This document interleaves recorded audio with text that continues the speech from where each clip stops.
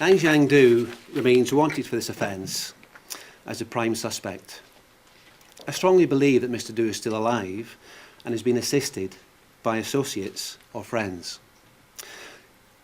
I accept he may have left the UK fairly soon after the murders, and we're working with SOCA, Interpol and other law enforcement agencies to ensure that the appropriate measures are in place to identify and alert the police should he attempt to travel across borders. We have been working with SOCA and UKBA from the outset of the inquiry. This work we started is ongoing and we'll continue with that.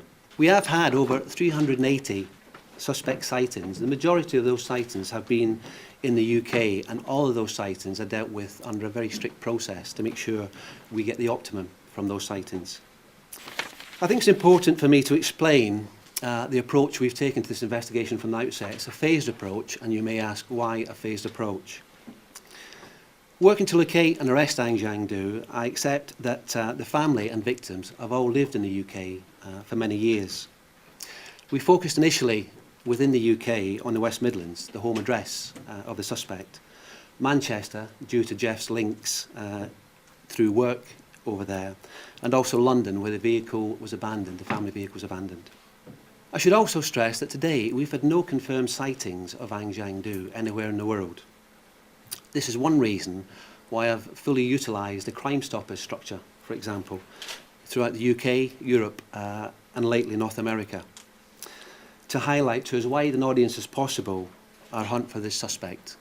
Our visit to China had three specific aims. These were to brief the Ministry of Public Security, which are essentially the Chinese police in Beijing, and inform them of the inquiry, the work we've undertaken today, and also to seek their assistance for further inquiries.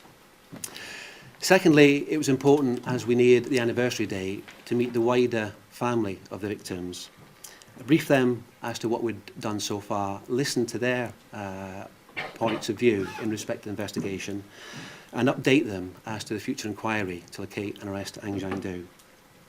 I have to accept that Anxiang may have left the UK. We still look for him within the UK, but he may have left the UK, possibly soon after the murders. Someone must have assisted him and is likely to be still assisting him or aware of where he is. I emphasise we've now increased the reward to £25,000, which is a substantial award, and we're looking for that information to come to us directly as the investigation team or through Crime Stoppers on 0800 555 111.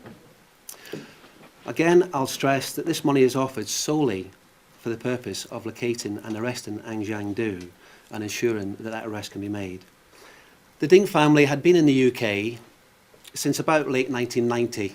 Jeff was working at Manchester University as a lecturer, Helen working locally at a school in Northampton, and with the children involved in education in Northampton as well. Since around 2002, both Jeff and Helen had been involved in a civil dispute with a Chinese family over a business issue. The family were murdered at their home on Friday, the 29th of April last year. The bodies weren't discovered till late Sunday afternoon, early Sunday evening, on the 1st of May. Extensive forensic examination of the scene took place late Sunday and into Monday, the 2nd of May, all day Monday the 2nd of May. This led to us naming Anxiang as the prime suspect in this case on Tuesday, the 3rd of May.